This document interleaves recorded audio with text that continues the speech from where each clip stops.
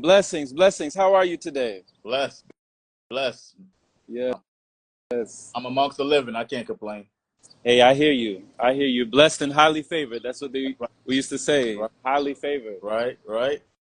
But you got a great topic going on. It hit my spirit. I had to stay tuned a little longer than I would have, but it hit. Spirit told me to sit still and just receive. Right.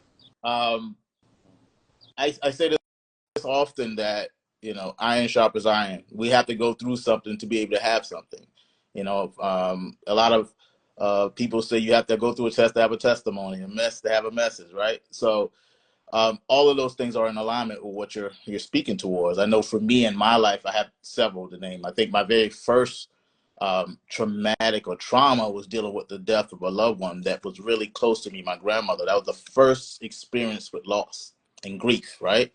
But it also set me on the path of spiritual growth and searching, right? And so that fire of that loss catapulted me to search endlessly, and to constantly challenge my way of thinking, challenge the belief systems that were taught to me, right? So I've learned, I've grown. I look and I feel and I embrace the essence of life in the universe more. Another trial was prison. Prison. I went to prison at 19, and that really made me sit still and determine that I wanted something different for my life, right? And so I remember when I was in prison, my dad told me, you stay focused. He said, when you get out, you're going to surpass all these people that you've been worrying about, right? And in that moment of stillness and peace and listening to my inner voice, I got an opportunity to say, hey, I want something different for my life, right? I'm no longer chasing the streets, no longer going to, chasing women. I want to do what Source has planned for me. And it truly, truly impacted my life in a way where when I got out, within 5 to 7 years, I was managing corporate Fortune 500 companies, right? So, from prison. So, getting out of prison, it's all about mindsets. It's all about shifting, right? It's all about changing your paradigm. And, to be able to, to not, have the mindset, oh, because I've been to prison, I can't do this. Because I've been this, I can't do that. It challenged me, right? It said, hey, you can do anything that you put your mind to, right? You can do anything. The universe is abundant, right? It's only your thinking that's limited, right? So as I got out within that time frame, managing multiple $1 million and hundreds of employees, it just catapulted me and changed the trajectory of my life. And I would have never been able to do that without adversity. I would have never been able to do that without the things that I went through. And although it was traumatic and trauma at the time, it has catapulted my life, right? It has been the foundation to continue to be that little energizer bunny. I want more, more, more, more, right? So it continues to, even to this day, it still pushes me, right? So now, I've Amazon best-selling author twice, right? I've published multiple, authors, right? I have a publishing company. I have a skincare line, right? I've done all these other things because of those adversity moments, right? But people never sit back and and really take the time to self and plan out the trajectory of their lives, right? We could do anything that we put our heads to, right? It's just a matter of us getting in alignment with source. But I didn't mean to talk. I could talk a lot. No, no, I just please, wanted to share please. for a quick You moment. you are giving the message. Quick You moment. are giving the Take message. so This it's good. this is the message today. We needed Mhm. this. Demetrius, brother, we needed this. I needed this, just to hear your words. This is so nourishing and it's just so encouraging, so empowering because you're coming from a place not only, like you said, from that loss, from the death in the family, a close loved one, and you said it catapulted you. You said it catapulted you into spiritual growth, and it's almost like you had no choice. It like pushed you, it propelled you into that spiritual evolution. And then you remind me of a good man named Mr. Eckert, a man that I highly respect.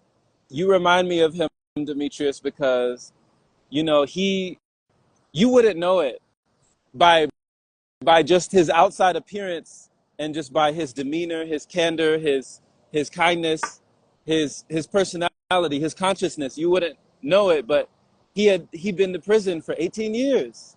18 years he was behind bars in prison.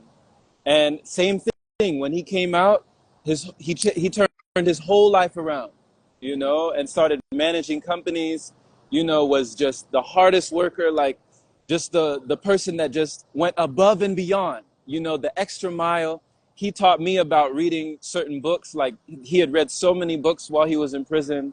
He taught me about playing chess. He had played hours and hours of chess while he was in prison. And I learned, just absorbing what he had learned in that situation, that, I mean, I'm sure that so many people, that's like a hopeless situation, that it's like you never know if something's going to happen, what's going to be different, is my life going to be like this forever? You don't know. And just coming from that and being a whole new person, that's a testament. So thank you for that testimony, because that's just the power of change, you Absolutely. know? Absolutely.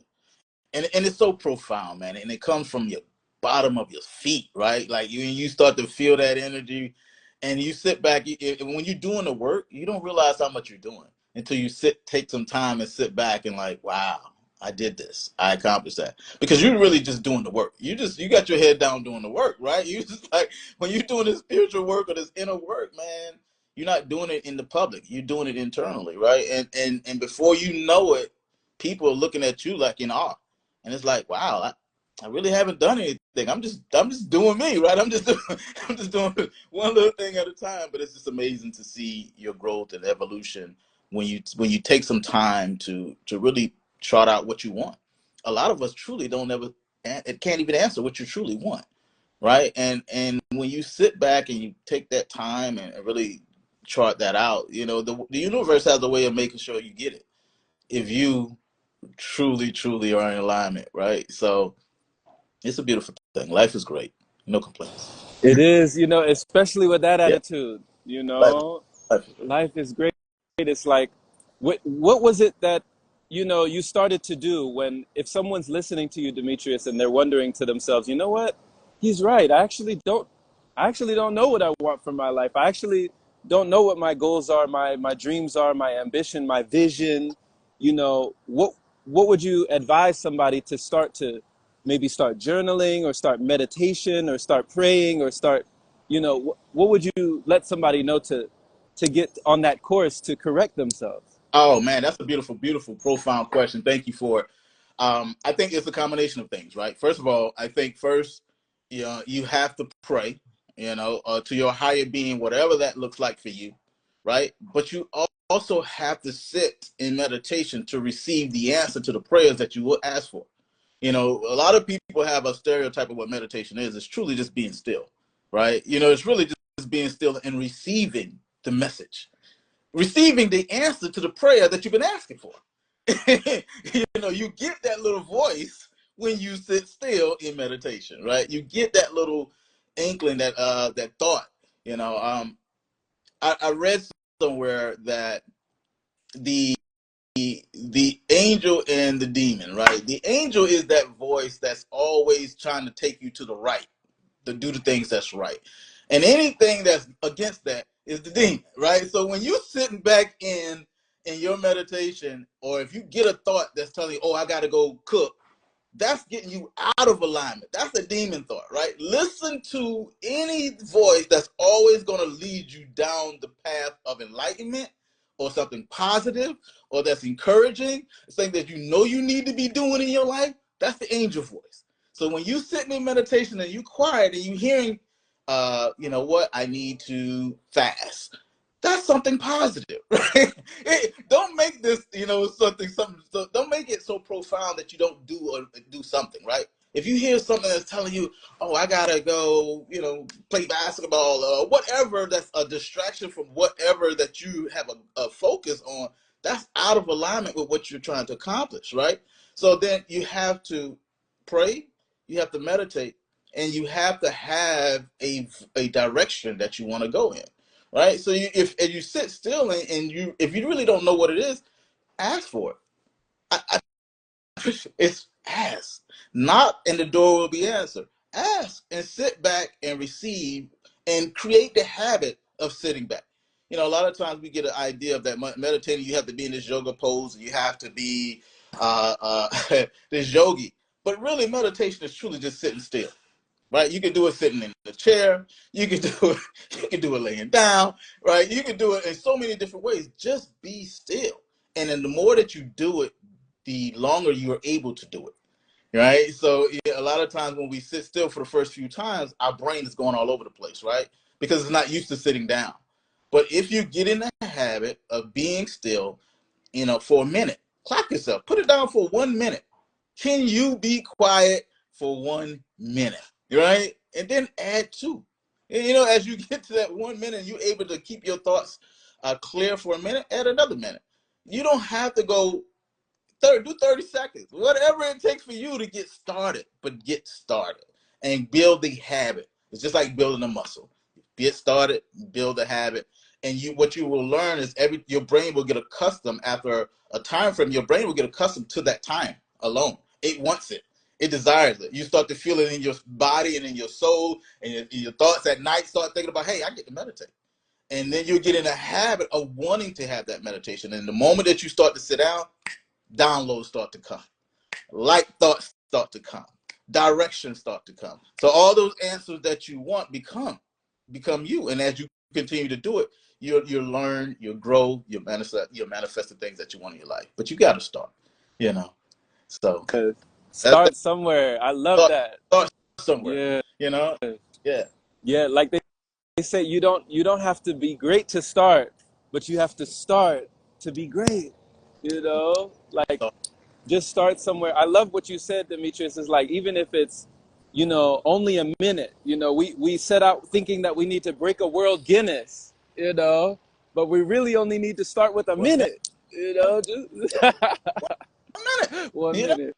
Build the habit, right? Build the habit. Because, to get to that 1 minute, you have to be intentional. You have to be disciplined. You have to sit down. You have to sit still. So there's a whole lot of stuff that's involved with you sitting for that 1 minute. But it's creating the habit of that 1 minute, right? It's all the things that led up to you sitting down. It's all those things that led up to you being still that creates that habit, right? And the more that you do it, the more that your body gets accustomed to it, just like anything else. I tell people all the time, when you first started drinking alcohol, you didn't like it.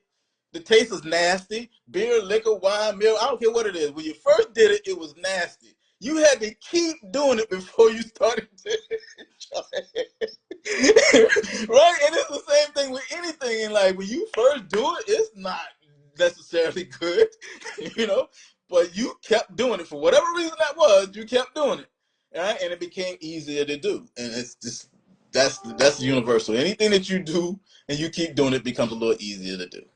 So, Yes, great analogy. Thank you for coming thank on. Thank you. you for sharing the message today. Keep doing your thing. It's a blessing. We'll do. Stay blessed. Please. Stay blessed. Much love. Much love. Much love.